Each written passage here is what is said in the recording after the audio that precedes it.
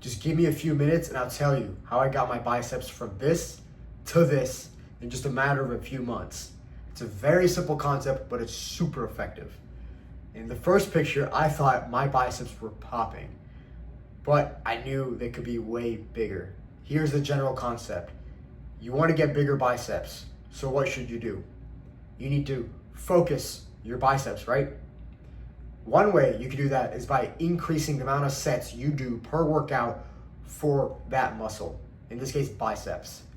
But you can only do that to a certain extent before the law of diminishing returns kicks in and you're just wasting time. If you don't know, the law of diminishing returns while working out is basically where the first set you do on an exercise is the best set you'll have. By best set, I mean in that set, you'll have the most amount of gains. The second set is not twice the first set. It's around let's just say 70% of the gains from the first set. The gains from the third set is 50% of the gains from the first set. The gains from the fourth set is 20% of the gains from the first set. What I mean is, the more sets you do, the less gains you get out of it per set. And eventually, there's a point, the more sets you do, you'll actually get less gains. You start impeding hypertrophy. So you're gonna get even less gains. So instead of increasing the amount of sets, what should you do?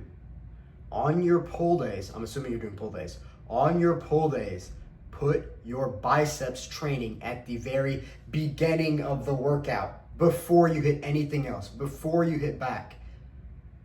This way, you'll have the most amount of gains for your biceps during that workout. When you do back exercises first, like most people do, your biceps are gonna get used one way or another during those exercises. That way, they won't be at their maximum potential when it comes time to hit biceps at the end of your workout. When you place it at the beginning of the workout, you will have the most energy. You will be able to go the hardest on your biceps, absolutely cooking them. You might be asking, what about back exercises? Won't I get less gains for back? A little, but not as much as you think.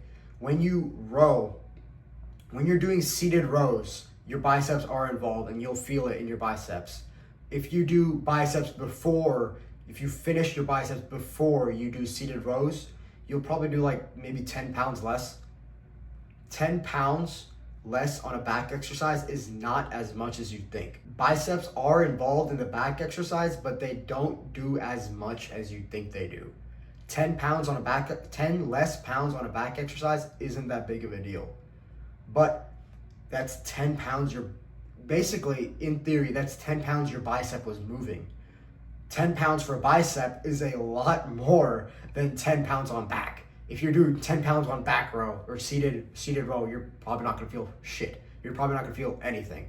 10 pounds with the dumbbell, you'll feel, it's light, but you'll feel it a little, right?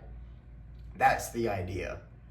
So again, if you want to get bigger biceps or literally bigger any muscle, put that muscle group at the beginning of your workout. That way you have the most energy to hit that muscle group the hardest you can.